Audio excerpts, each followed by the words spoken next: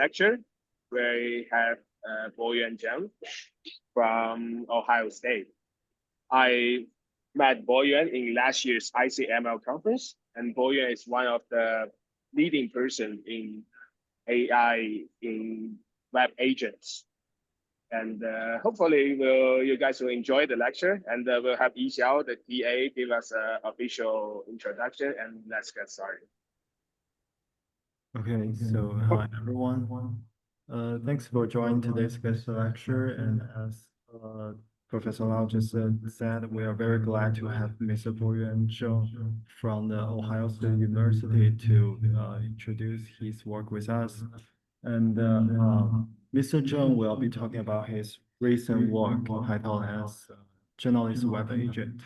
In this talk, he will share some of the latest progress in building general multi-purpose web agents, including how they perceive, ground, plan, and how to improve themselves using LLM, large multimodal models. And before we begin, just a quick reminder, we will have an attendance checking QR code at the very end of the lecture. So please make sure to stay. Now let's welcome Mr. Zheng to begin his presentation. Yeah, cool. Yeah, and yeah, thanks a lot for the warm welcoming. And yeah, I did have a very good time with Professor Lau at ICML a lot, and I quite enjoy all the research discussion. So yeah, let's start my talk today. So my talk today, as you can see in the slides, is Generalist Web Agent. It has been quite a hyped term or like hyped term recently with a lot of new progresses and new resources coming into this space. So let me quickly going through the overview of this talk. So firstly, I will introduce a little bit about what is an actual language agent. It's a little bit abused recently, this term. And then more specifically from a perspective of web agent, which is like agent on the computer using environment. Then I will talk more about like some of the fundamental problem of a language agent, like how to perceive the environment and how to take action, which is grounding. And then I will also talk more about how to enable this agent to do planning or long horizon decision making. And finally, how to enable this agent to improve themselves. A little bit related to reinforced learning and learning from experience, and how to build a stronger, even stronger agent after they reach a decent starting performance. So let's get started. So firstly, I want to define the term of like agents. Like recently with all this like VC, all this capital coming in, like everyone is talking about agents. And if you are in the Bay Area, like especially Stanford, you will feel like the vibe is quite different there. You can easily get like 10 million, at least like 5 million or 10 million as a seed round to do some agent stuff. It seems like everyone is doing that. And everyone is like connecting what they are doing to the term agent, but it seems like a lot of the abused. Like, and I'd like to recap a little bit about like what is actual agent is, and what have people been working on this for several decades. So this term of agent is actually pretty old, or like it's basically have the same age as AI. Like let's look back at it, like 60s, 70s, when the term AI is invented, like in Dartmouth conference, like Marvin Minsky and this frontier folks, they're proposing this term AI. And the agent is a very important concept at that time. And what's important of this agent is like anything that can perceive the environment and then take action back to impact the environment. So anything like this can be called as an agent. And of course, there are a lot of complex things in the middle, like how to do planning and what modeling in the middle, like the question mark part. And this is actually like widely studied, but why are we talking about agents these days? I think one major point is the chance brought by this language model. So I think everyone here is like familiar with LLM, but like briefly, it's a neural network trained to use hundreds of billions of parameters and trillions of tokens. And it basically takes a sequence of text token as input and then generate another sequence as output. And recently, with some of this remarkable performance of this large language model, they are showing some promise to empower language model into language agent that can actually interact with the environments. So we can use like those language agent can use language as a vehicle for thoughts and communication and keep like interacting with the environment. But what's the major difference between language model and a language agent, and why this recent contemporary language model are bringing chance to this language agents? So there are several reasons. Firstly, this language model provide a very good interface for environment perception.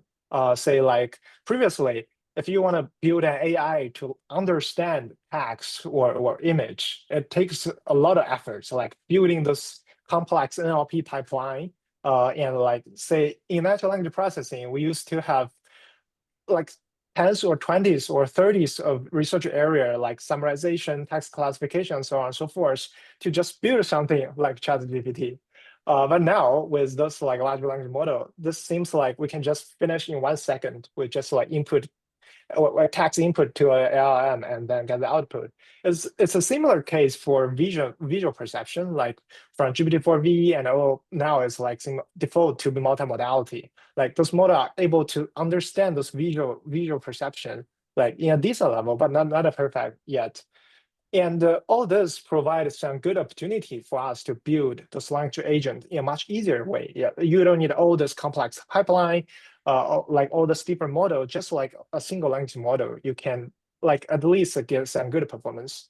And then since like as we have mentioned, like this language model use a language as value for thoughts. Like if you give a ChatGPT a question, it will generate a lot of like chain of thoughts in the middle and a lot of reasoning.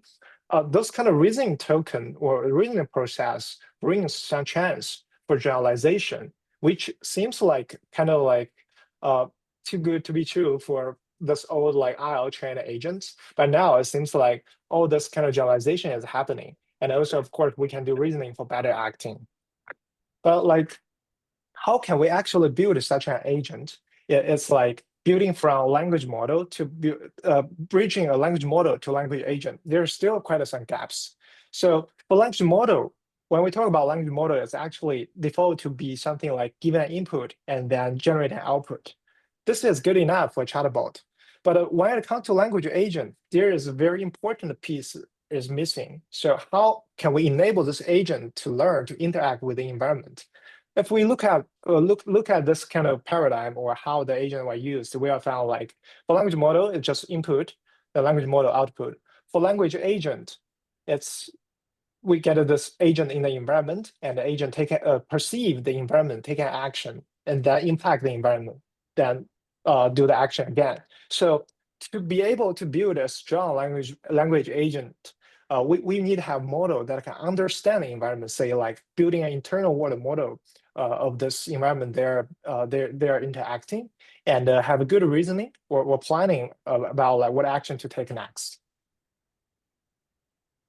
And yeah, I think the goal here is like, how can we use the language model to build a language agent? And I think web agent can provide, or web environment can be very good playground to study all this kind of problems. Say like, when we are talking about a building agent or something like a robot, if we build this as a physical robot, it will come with a lot of like cost and the experience not that easy. But when it comes to web, this is actually a very, very good digital playground for all this kind of research. So several advantages of web is like, so firstly, it's open, it's diverse, and the environment complex. You can get like millions or even like millions or billions of websites all over the internet, and they're just host there 24 hours a day. And always there, unless you run it broken. And all this environment are kind of like very complex. Like each, say Amazon, we can get a huge amount of like products and the different web pages. If you parse this whole website into a graph, this can be a gigantic graph. And all this website environment are highly structured. Say like when we are doing like image recognition, sometimes you need to run the recognition of each element, finding this coordinate. But for web, we have a good advantage of like each of this element actually come with golden annotation of this target label. Say like each of element, you can find the coordinate of each element in the screenshot. So by using this, we can provide a lot of convenience to train a foundation model for web agent, and after that we can do more complex research. And the cost of running experiments is a little bit like not that expensive as others. It's just like what you need to pay is just on traffic to visit this website, and sometimes probably some engineering to prevent your bot is being caught by this like anti-bot mechanism. And also like much lower safety concern. Like when you are actually running a robot in physical world, it's say like if there is a bug or the model hallucinate and punch on someone, and that are gonna come with some safety concern, or sometimes the robot fail on the ground. It's gonna hurt the robot itself, and it's expensive.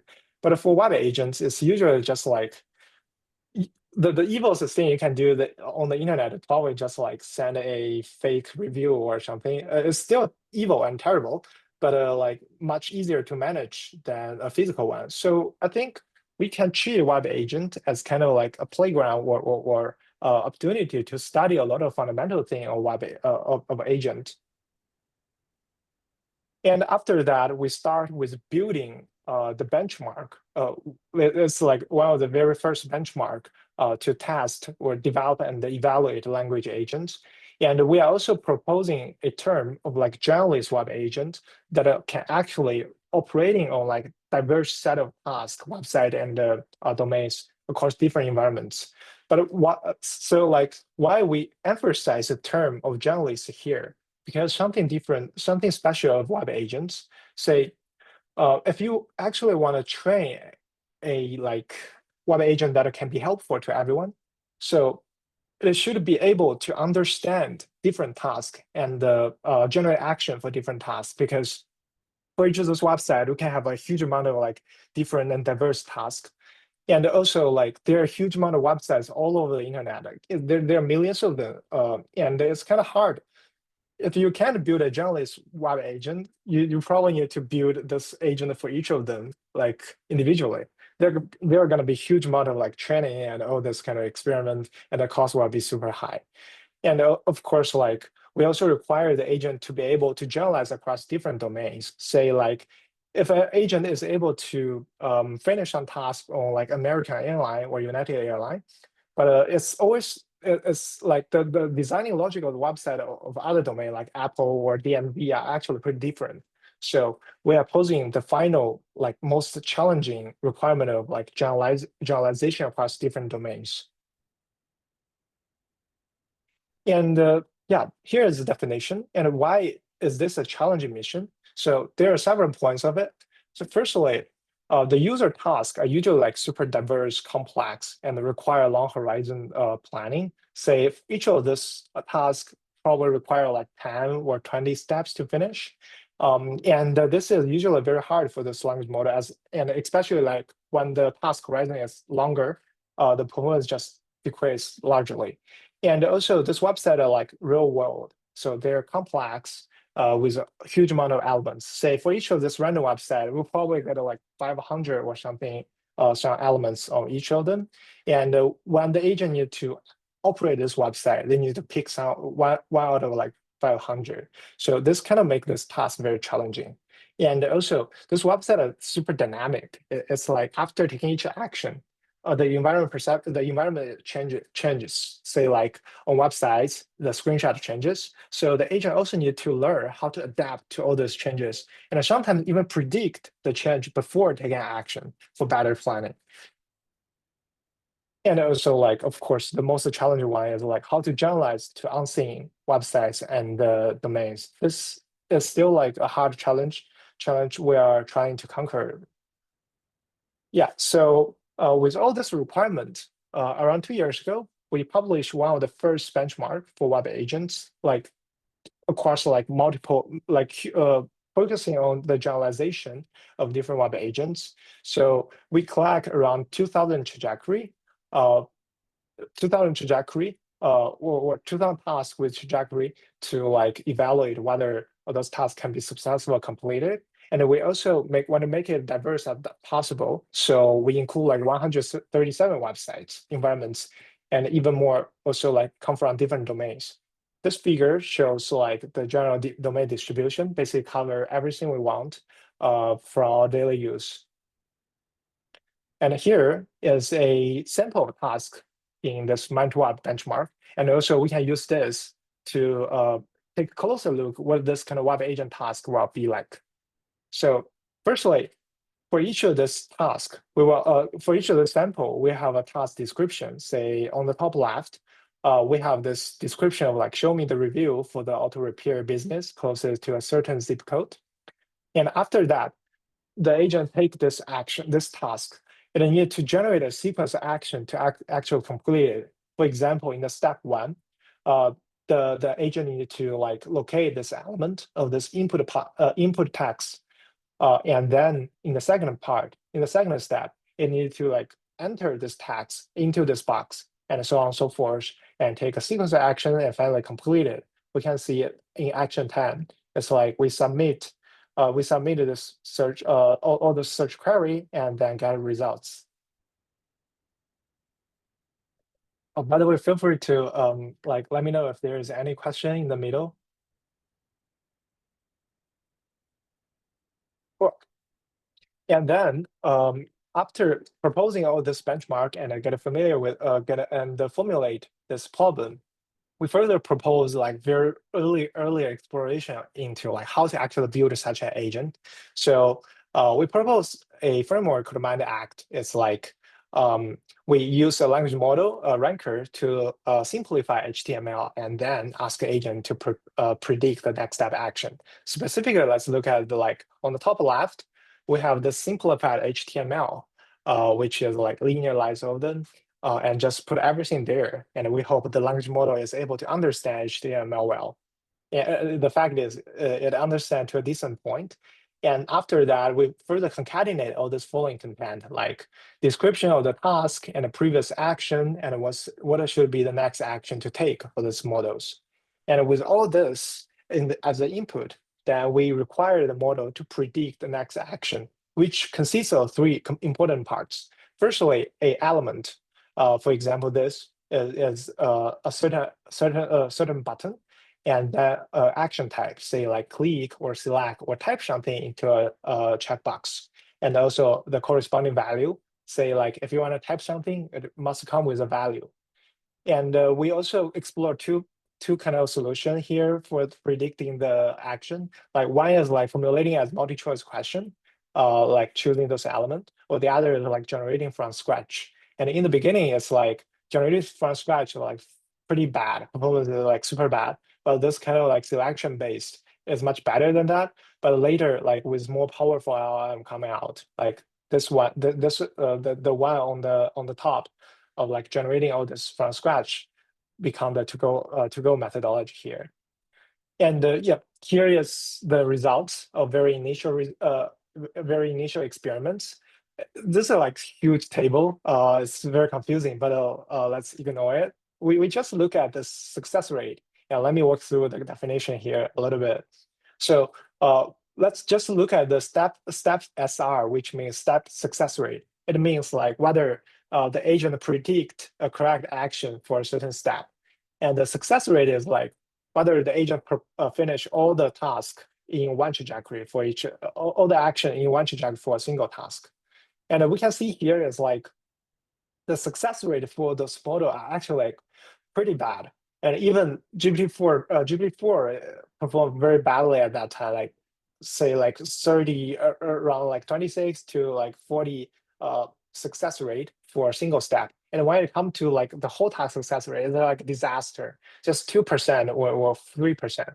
It's never gonna be like useful at all. And what's surprising is like SFT on Flantify, which is like very kind of like old model around 2 years ago, seems like pretty old now. But like just fine tuning on this task lead to like even better performance than GPT-4. So this result actually come with an important meaning to me. Like around 2 years ago, it's like at that time, it's like ChatGPT just announced. So we have this ChatGPT moment on the end of 2022. So the release of this model is basically saying like some of the NLP area is kind of bad, and we are trying to find a more challenging task for NLP researcher. And it's actually pretty hard, like semantic classification or like semantic detection, parsing, summarization, everything just like can be easily solved with this language model. But when it comes to this task, it's like so challenging. So this makes me very excited. And all this fine tuning on the simple model even lead to like very even better performance than GPT-4. So this is kind of like very inspiring results at that time. And yeah, the good it's good that we finally get a task, very challenging task to solve, like 2 to 7% success rate. But like it's a good open question for research. But in the practical side, like it's never going to be useful. If you actually want to build a helpful or useful agent, you need to push the performance.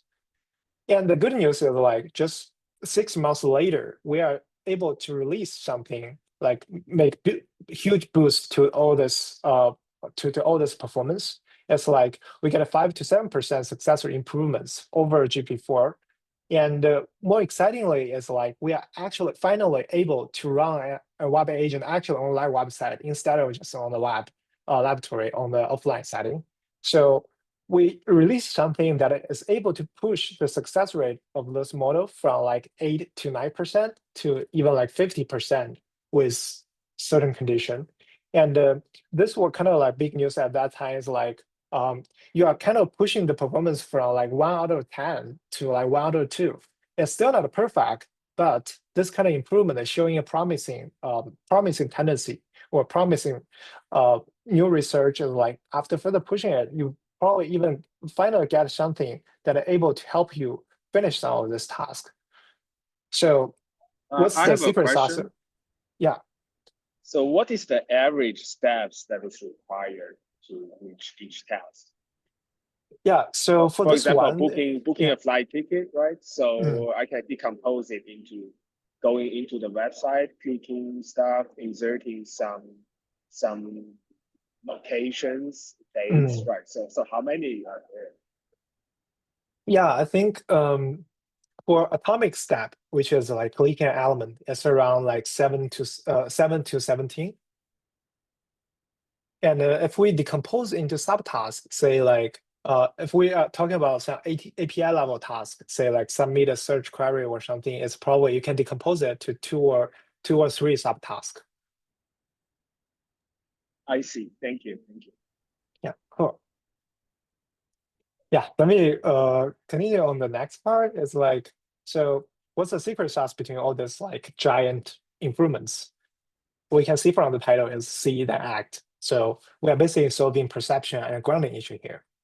So as we mentioned, like the key component here is perception. Like before diving into this detail, let me show some comparison between different modalities to show the intuition.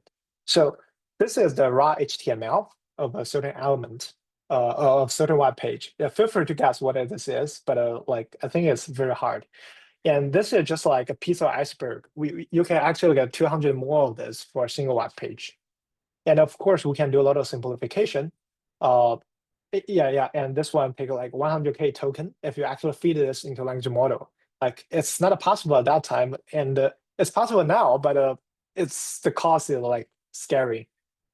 And of course, you can do a lot of simplification, like removing some of the CSS file or like removing some of this element that it is not able to interact with, and we can get something like this. But in this process, a lot of important information are lost, like all this visual information embodied in the CSS file, and all this just a lot of them missing, and this is impacting model performance.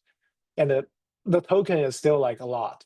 But imagine what this will be is just like this screenshot, this image with all this 100K token. You can represent all the information there with just this very simple image. And if we tokenize this image into like using a vision, like image processor, it's just like 700 tokens. So the comparison there is like a lot. So what I want to say here is like a picture is worth 1,000 words. All the information in this chunky HTML can be represented with image in such a decent way. And at that time, I was starting to explore like if we change the environment perception instead of like let the language model understand HTML or this chunky code. Instead of like we just show them the image, like the screenshot, and how the model performance can change. Because like the screenshot actually come with much richer information. It's like on the one hand, is like it's just rendered for all the user instead of like HTML is designed for developer, and also the information density is much higher. So I started doing this exploration, and I found like by just changing the environment perception, we can actually improve like enable the model to generate some very decent actions. For example, in this one, the model is given this task of like rent a chunk around a certain location, and so on and so forth, and we just like enter this web page screenshot to it, and the model is able to generate the next step action of like found a chunk button somewhere, and then click on it. I manually look at like around 100 of this like generated action, and it seems like the performance is like very decent. But what makes me a little bit surprising is that although the model is able to generate a description of next step action, but it's not able to ground it to something that can be executed. So for web agent, instead of like just generating a description, you need to make it grounded into like convert the action description, something like this, into an executable program in the browser. It's like basically a browser event. So to convert it into this browser event require all these three parameters, like a certain element, action type, and also value. And I found like this performance is like surprisingly bad.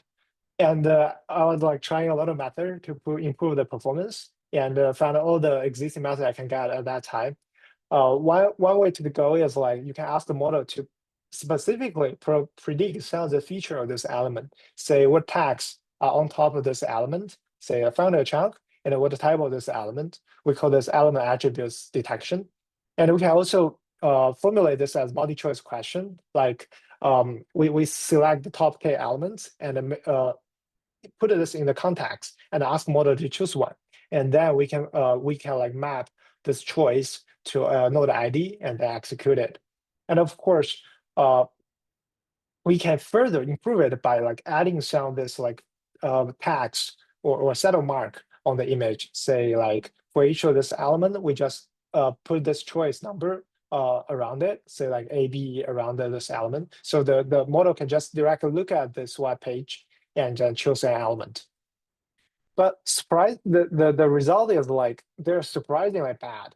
So even the best model at that time can only achieve like 40%. And to be able to quantify like how far are we from an Oracle grounding model, say like we do this kind of experiment, just like ask a human to identify the model's intended action from the description so that we can ensure all the grounding steps are correct.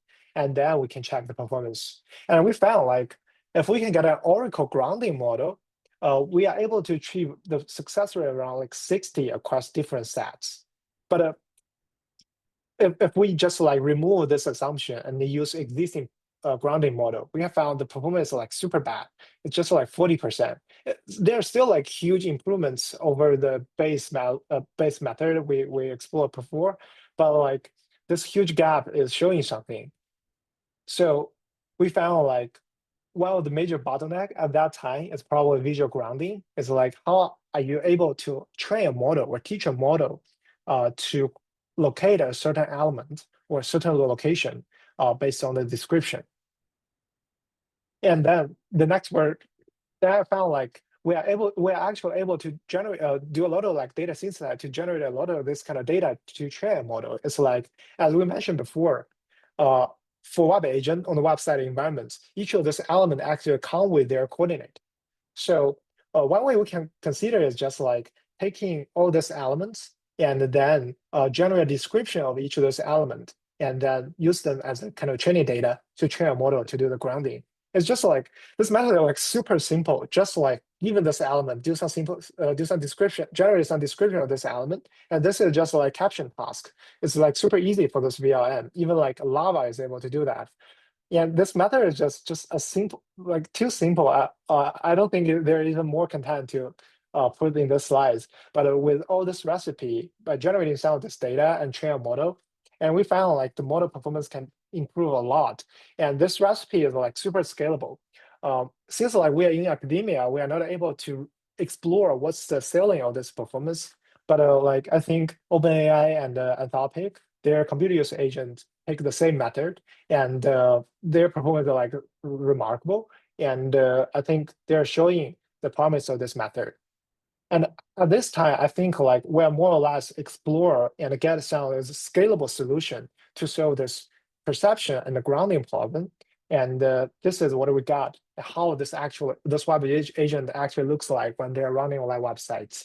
So we can see like on the top left, on the left, this is like actually browser the agent is browsing interacting with.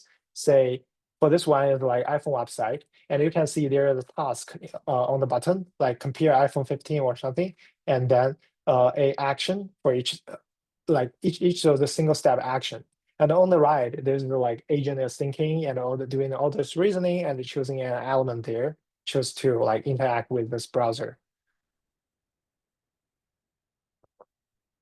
Yeah, and this is exactly the tool we built to enable the agent actually doing this online evaluation and operating there.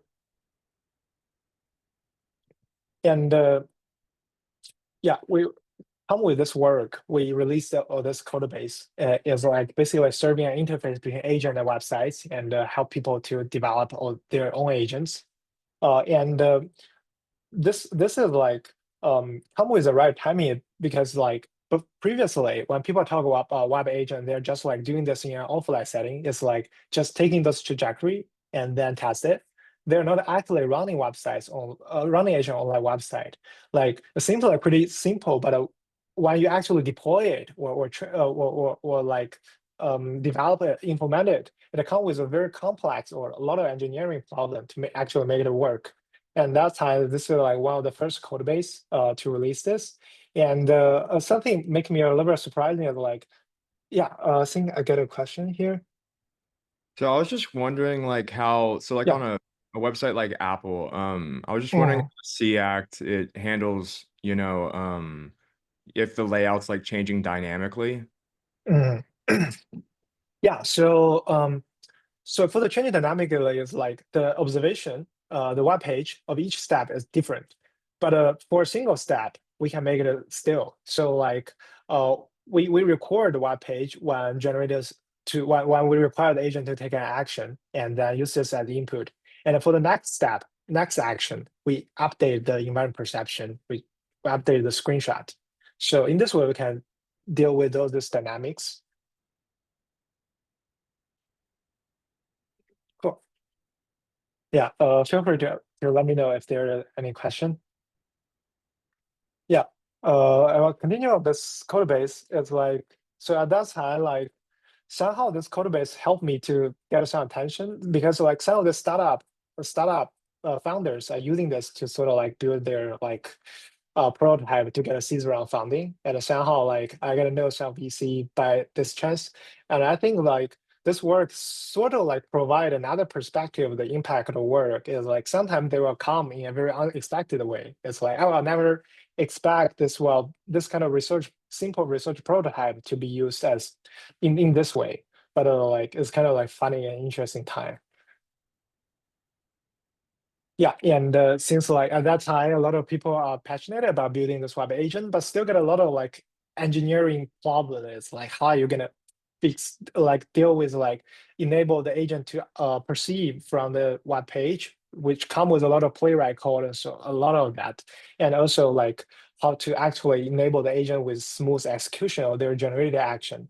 All this come with a lot of tedious engineering problems. So I was trying to build a tool or platform for everyone to develop something like this. So I released a set of code base called Web Olympus. The name is like, there are a lot of god or magical creature around here, which is all this important modules like language agent, grounding model, monitor, and so on and so forth. And we put everything together for people to easily develop and research into their problem. And we found some of this product or prototype further developed on this code base. And now I think after 1 year of all this is released, we can see a lot of like new open source projects coming from all different startup organization, and we are building this community together to make it easier for all the research and development. Yeah, and so far, I think we are more or less like close at solving some of the single step thing. It's like single step environment perception and single step grounding, and solve all this engineering cheats of like develop and deploy those agents. But another big problem here is like when it comes to like long horizon tasks, as Professor Lau has mentioned, like what's the average step of mind to web? It's like 5 to 15, 17. But when it comes to like 50 or 100 tasks, it's like the model performance just like decrease a lot. It's like their behavior becomes super weird, and sometimes they just do all those repetitive actions, and sometimes they, after several steps, their reasoning capability becomes super bad. It's just like seems like they're not able to think. So I was like focusing on how are we able to solve this long horizon planning task. Here comes the next word called WebDreamer, where we are trying to use like model-based planning for web agents. Yeah, so when it's come to planning, the most straightforward solution is like reactive agent. So for reactive agent, what I mean is like something like this in this figure. So each node here is a web page. The agent need to like navigate to a certain node to achieve this task. For example, the agent needed to navigate from the root node to the rightmost node in this figure. But like the bad thing about this method is like sometimes the agent can be very short-sighted, and sometimes the agent will navigate to a wrong corner of this web page and then not able to like trace back and just stuck there. And but the good thing is like this is super easy to implement, but it's greedy, so a lot of trade-off. Then when it comes to the next solution, like a very straightforward solution like tree search. So instead of actually doing this reactive search, we make it like we enable the agent to backtrace and do systematic exploration of this website environments. And with this method, we can make the exploration super systematic and very comprehensive, and the success rate increase a lot. But the terrible thing is like sometimes we'll have a lot of like irreversible action. Say when you are like ordering something on Amazon, and if you allow the agent to do exploration, sometimes it just like add 3 or 4 more irrelevant product in your cart, or even order something irrelevant. And all this consequence of this action is a little bit hard to reverse. Even if you are able to reverse it, the way to reverse them are super like diverse, and it's kind of hard to solve with a rule-based method. So yeah, and this is one of this method called the search agent by CMU. It's actually doing the search on like websites. But basically like for each of the state, the agent observe the environment and propose some of this candidate action. For example, in the middle here, the agent propose like 3 actions, and then it actually go to visit each of this node, each of this branch, and take a look at this new screenshot and new web page, and then you can get more information and then have a reward model, a value function to decide whether this is worse for node or worse for branch to go. Yeah, and when it comes to the auto state changing action, it's just like super risky. I actually have like very realistic case here. It's like once like when I just finished C-Act, I was like trying to do some of this demo wrong and see whether the agent is able to complete something I want. Say one of them is like book a Tesla demo drive, and surprisingly, it's actually able to do it. But I didn't realize it until like I received a lot of email from Tesla store. It's like, hey, come to pick up a Tesla. And all this like it's for me, it's just like simple case. Just like you needed to unsubscribe something or cancel a reservation. But imagine what if we are launching like 1,000 of this trajectory, 1,000 of this web agent together. So this kind of become like a DDoS attack with agents on behind it, a kind of agentic attack. And all this action on the internet sometimes can be like a little bit hard to detect. So we are thinking about whether there is any way to solve this kind of state changing effect or like do the search in a hidden space. Of course, like there are some limited efficiency when you actually do the search on the internet. It's kind of like you need to visit all these branches like sequentially, or like this kind of limited the efficiency. So what we are trying to do here is like, what if we can have a world model or something, a simulator to actually simulate this consequence of each action instead of like actually execute them. So like doing all this kind of exploration, like enable us to like simulate the consequence in a kind of like parallel way. Say, for example, in each of this node, the agent proposed K action. You can actually like just like have a language model to simulate the consequence of them like in a parallel way and make a better decision. So this seems like a good, like very good solution to all this problem we have been discussing, all the safety concern, all this kind of systematic exploration problem. But the question here is like, how are we gonna actually get a water model to simulate the consequences? So water model is also like another terrible term that have been abused recently. Someone says Sora is a water model, or someone say not.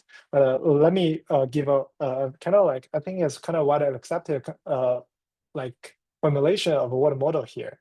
So it's basically defined as a model capable of predicting environment transition. Say we have a given a state, which is the screenshot of this element, and then you are the agent generate an action of clicking on a certain elements on this web page, and then the model is required to generate a consequence of it.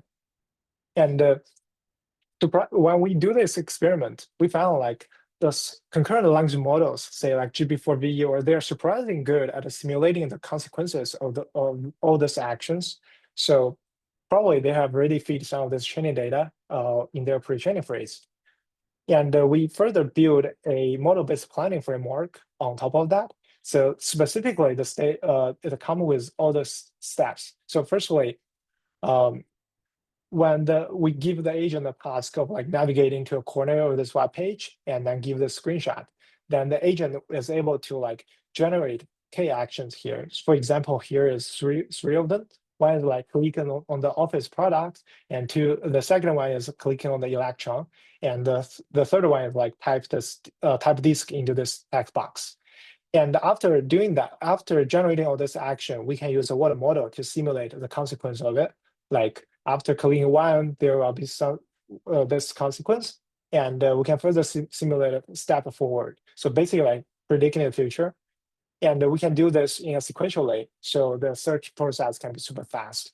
And after that, we score each of this action and take the best one to execute. Yeah, and we further evaluated on a benchmark for web agents called Visual Web Arena. It's basically like a sandbox where we can actually run this web agent simulation and evaluate it.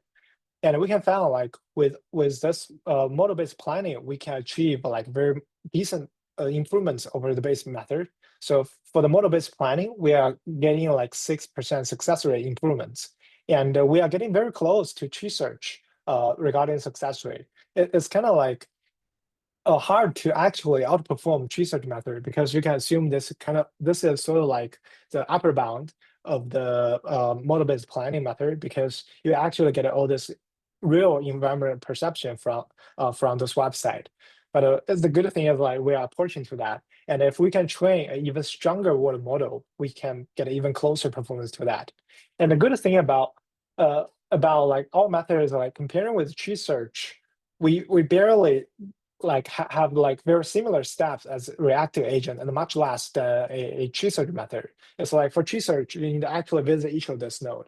But for model-based planning, you just like need to like simulate and imagine them in the water model. And of course, the water clock time is like much smaller than the tree search method.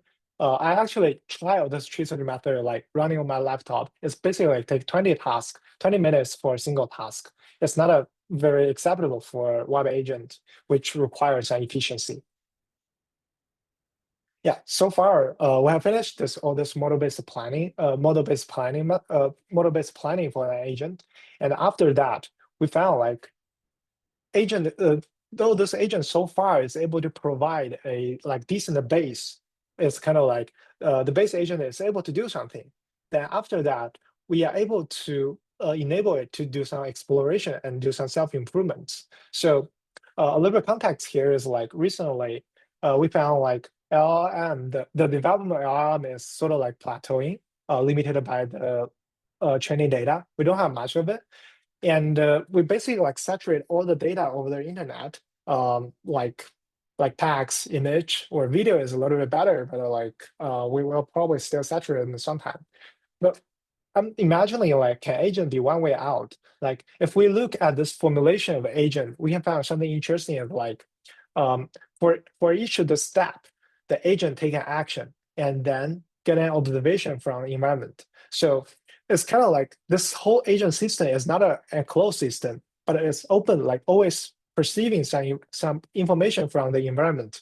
It's just, and it's not something static only, like say, just get this HTML. It's more about like also get this dynamic of interaction with this website. Say, if your agent is able to like running this experiments or like interacting with Reddit, so probably this is one way to automatically do this kind of alignment training for those agents. So I started exploring like whether we can achieve something to actually learn from experiments. Say like let the agent do the exploration and learn from all this useful trajectory. So one way to go is like we can let the agent explore and then accumulate some of this factual knowledge into a external knowledge base. The other way around is like after exploration, the agent is actually able to discover some tools for some future use, or even some reinforcement learning, like agent interact with the environment and get some observation, get reward, and then train everything inside the parameter. So in this work, in this talk, I'm gonna talk a little bit about my exploration, like enable agent to learn from experiments and create a tool for themselves. This is like basically the expectation of this method is like after some exploration, the agent is able to find some tool, which is getting some actually implementing some API with just front-end browsing actions, and then they can further reuse it in the future.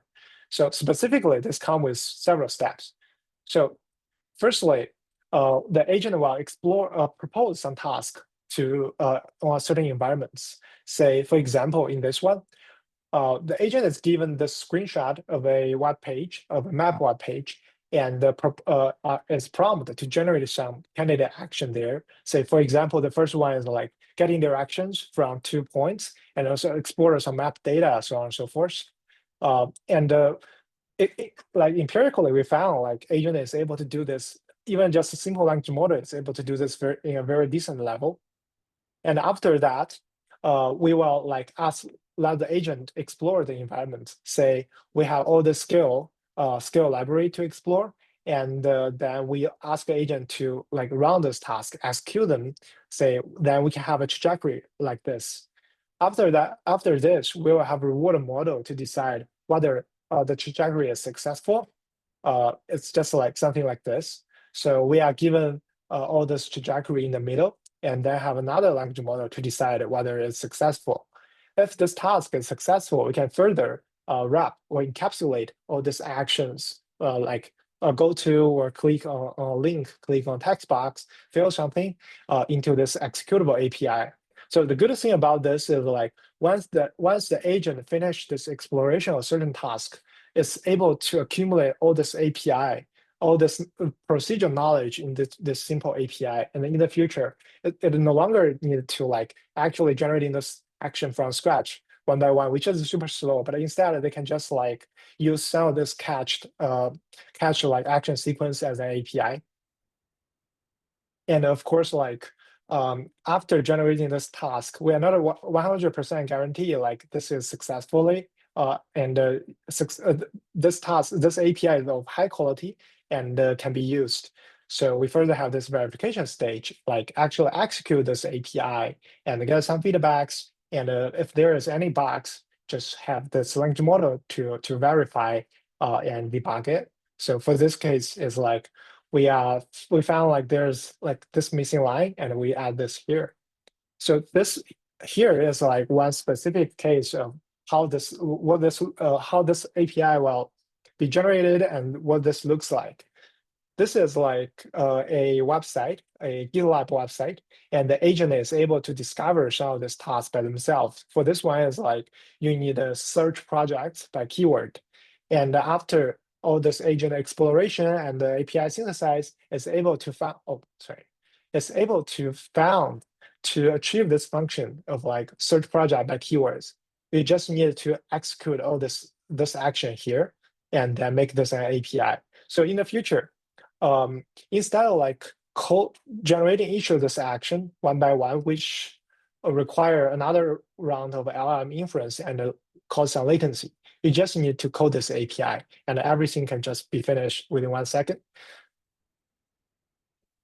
Like practically, this is actually able to benefit a lot of industry, like some of this process automation industry, which like actually require LLM to do the inference, like one round of inference for each action. But if you just like change all this action from scratch with this API, you can save a lot of budget here. And the next step is like we are exploring like how much we can gain from doing this exploration and having this task. So here, this table or this chart shows the performance comparison. So the blue bar here, the blue bar here is the baseline agent. We just like using browsing as the base action. The green line here is like still the same action, but it has extended action space, which is the generated APIs. So the agent can not only like do the browsing, but also code this API they generated by themselves. We can find like on each of these environments, which is GitLab, Maps, Shopping, and so on and so forth, we can see there are like very decent performance gain here, like around like 20% to like 60%, even 90%. And this is showing a lot of promise direction here, and can probably benefit the application a lot. And like for this one, we are just like exploring on like sandbox environment. But the question is like whether we can actually make it work on live websites. So we further explore on live website, which like we sample some of the representative websites, say like Funding Jack, Search Flight, and a Cooking, and a Car, and so on and so forth. And we run the same exploration process again and generate this API. By the way, when I manually look at this generated API and the official API provided by this website, it seems actually pretty similar as long as the agent is able to discover this API. So with this piece of technology, we basically can say something like this. So given any website have a decent web agent, let it explore. You can like generate API for any website from scratch. And this is gonna like make your make a lot of like process automation work or like operating on this web page much easier than before.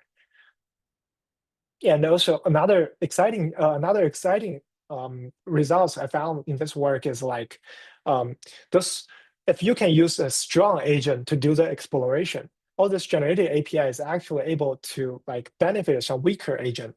So there is one promising direction is like, imagine you have like super powerful web agent, say like OpenAI or Anthropic or someone together build something like this. After you use this agent to do the exploration and generate a set of tools, and then you can just like take those tools and plug into a very small agent that can even run on your laptop or on your cell phone. which probably supported by GPT-4 Mini or even a Quinn model. And with that, we can like sort of like distill all this procedural knowledge from this powerful, expensive agent to even smaller agents that is able to be super efficient on your edge devices. So we got some supporting evidence here. Say like, let's look at this table. So the GPT-4o ones means like we do the exploration using GPT-4o and from scratch, and then have the scale. Like extend the action space with the scale, and then we can get some performance gain.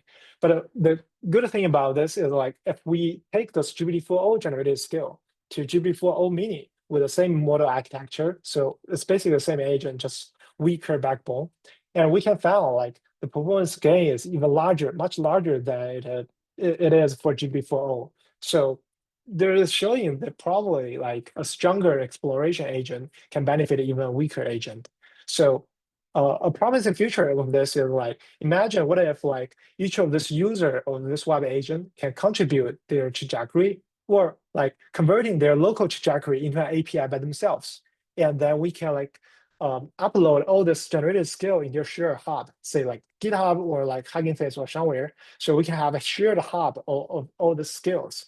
And once a new developer or web agent comes to like want to build an agent for website, it can just directly search whether there is existing API of this website. If it is, you can just grab it and use. If it's not, probably you can just run some exploration overnight when you are not working and get some trajectory and then generate API and upload again. So we can probably have a decentralized like procedural knowledge hub of the whole internet.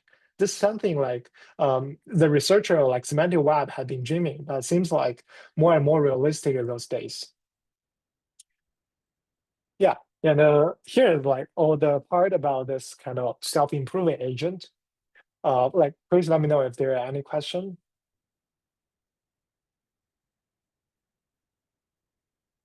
Cool. I think we can go to the final part, like highlighting some of this next step or some promising future direction.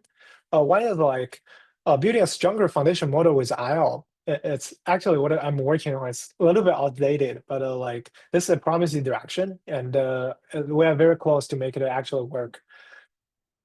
And also like agent memory. So like with agent, we actually have like highly structured environment. So one promising direction is like whether you can have like structured memory module that is able to update human like agent memory for each step, or you have this module to decide whether to update or delete or add something new to this module. And also like agent safety. As I just mentioned before, it's like I have this awkward moment of like letting agent book a Tesla, like demo drive Tesla, and it actually did, but I didn't realize it. The agent safety is actually can be like much bigger than that. Like say, if you launch 1,000 trajectory, it's gonna be DDoS attack, agentic DDoS attack, and if you just give all your permission to your agent, and it's able to actually book something by themselves. So sometimes the autonomy of agent is a privilege, but also a curse in the meanwhile. So we probably need to build some guardrail to actually safeguard this web agent. When the action too risky, just send it to user for approval, or else you just like execute. And of course, like how to enable better human agent interaction. Currently, the format of this web agent is just like you give it a task and it generates an action. It's not a proactive, but this is kind of like bringing too much like cognitive load to user. The user always need to come up with tasks by themselves. Sometimes you don't even realize why you needed this automation. For example, for my case is like after on each of this Monday, I have one of this very tiring meeting, but after that I will like always order one of this Zheng and some beer from a German restaurant around my house. And I didn't realize that all this pattern, but like once I just out of curiosity, I just enter all my history of action or all my like daily activity into a language model. And the language model is able to find I have this recurring pattern of like ordering something. And one good application we can build here is like, what if we just give Scale Weaver my trajectory of ordering this Zheng or ordering something, and then it's able to like generate an API of all my activities. And like later, for example, next week, when it comes to the around that time of the meeting I was about to finish, the agent can just automatically ask me if I want to order Zheng or something as my dinner.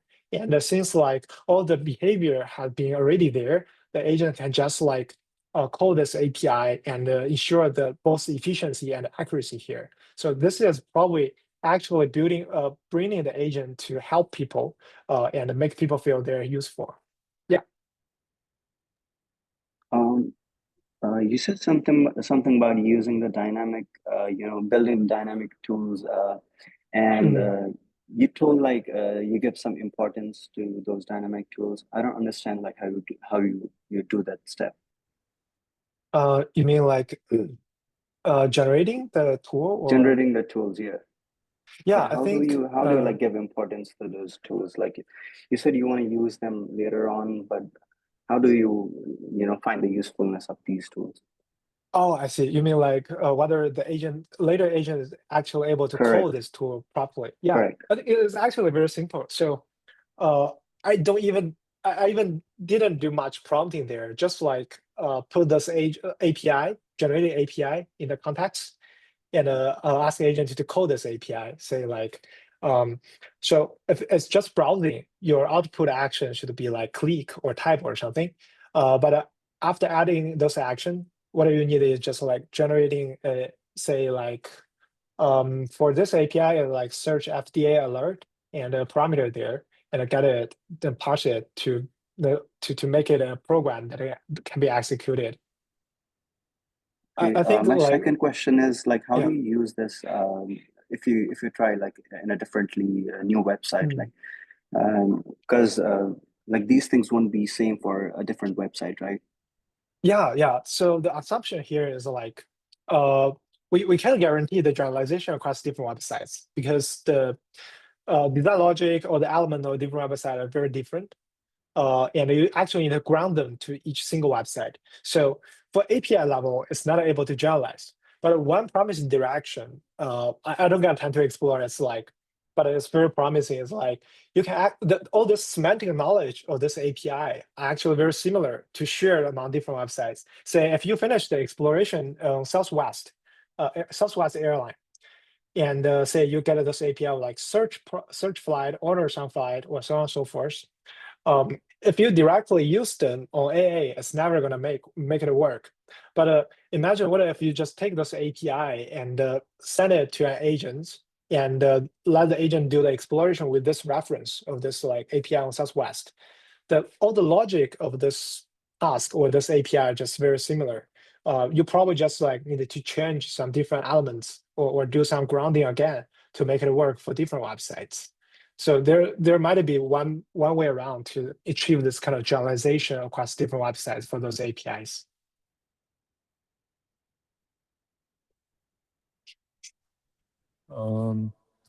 Mr. Zheng, we have a student raising his hand. Her hand. Oh. 1 second. Can you all hear me just fine? Yeah, I can hear you. Okay.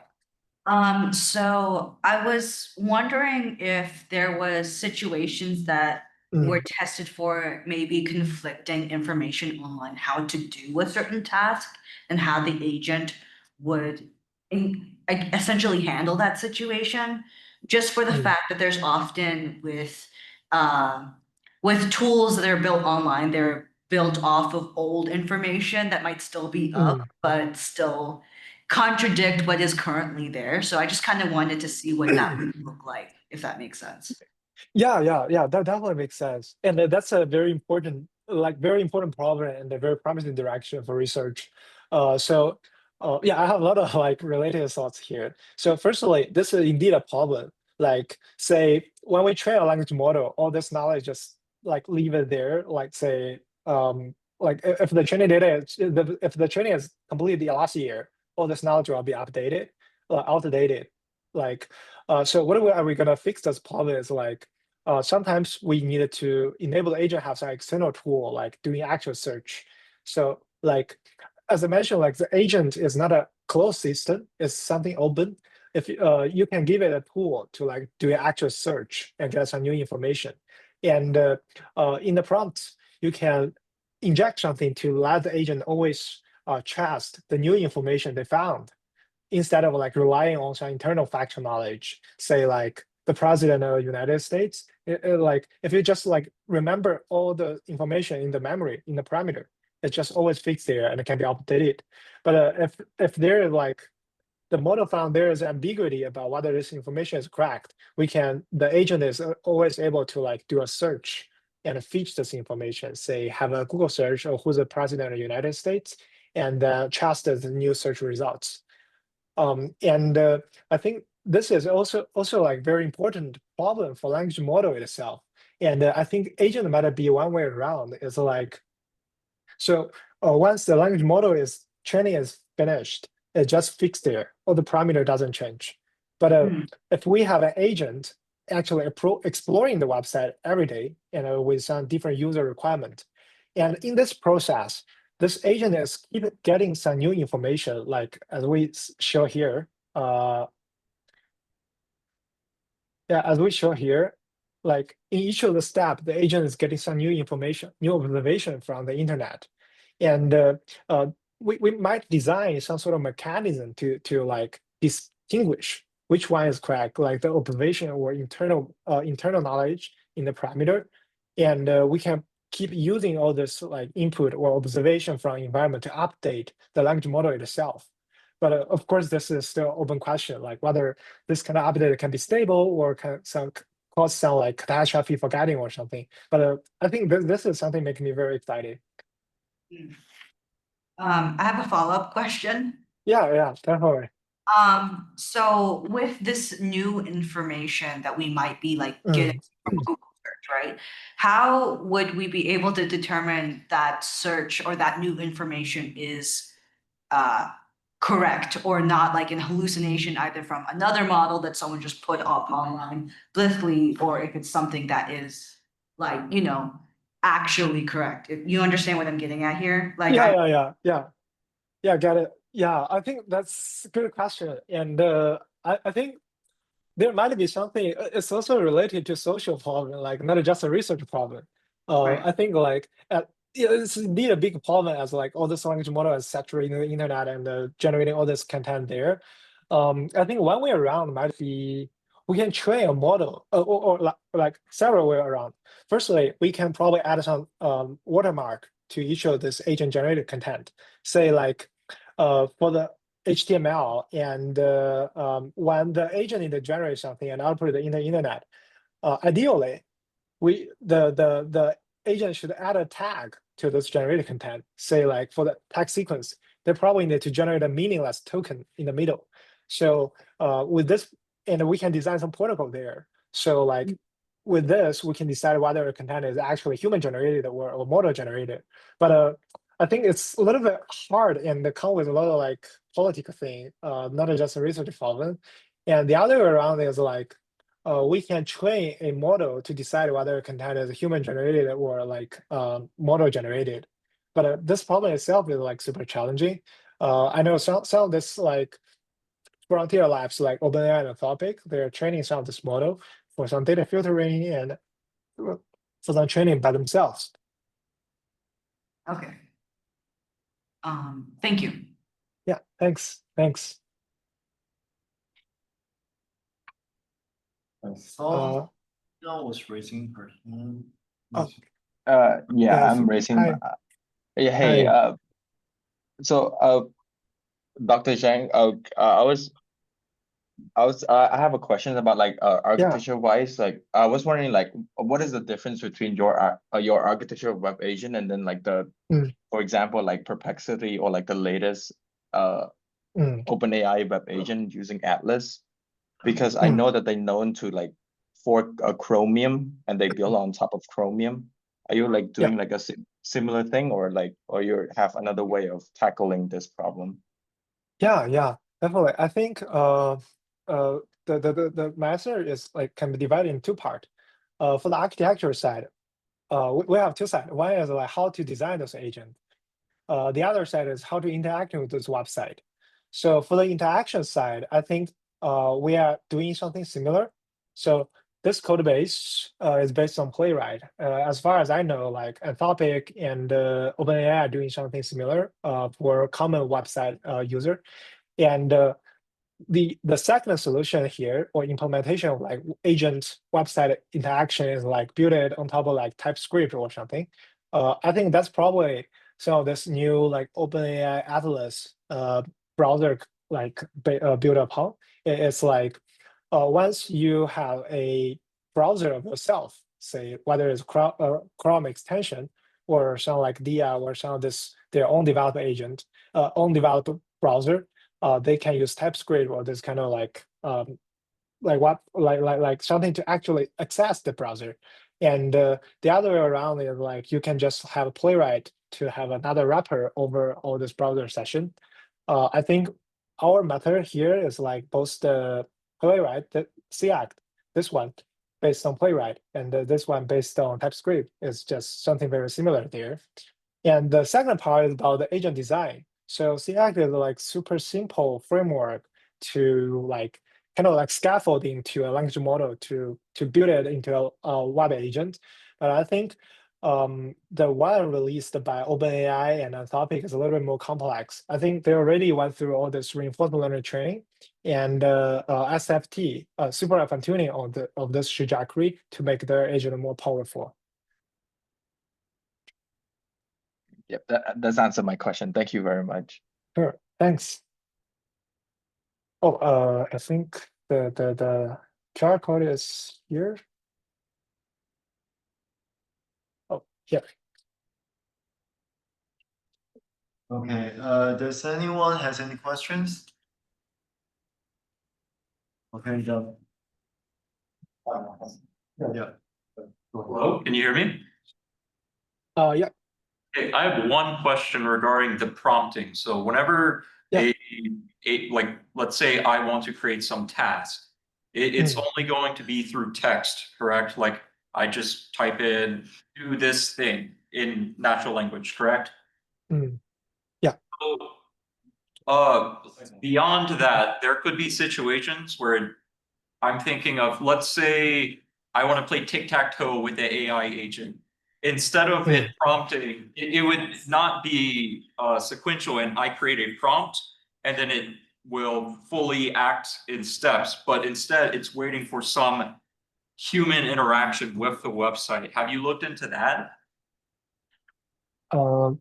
Yeah, let me try to see if I understand the question correctly. So you're saying like for this prompting problem, you have a human in the loop.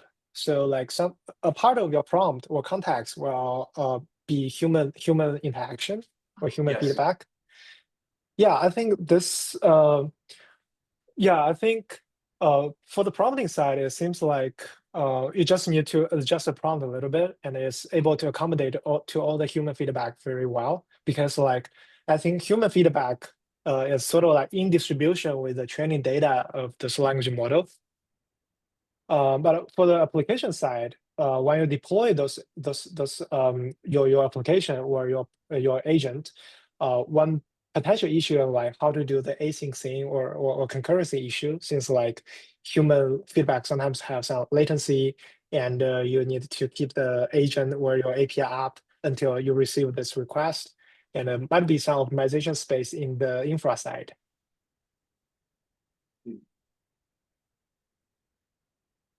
Cool. I'm not sure if this answered all your question. Please let me know if there is any ambiguity in my answer. So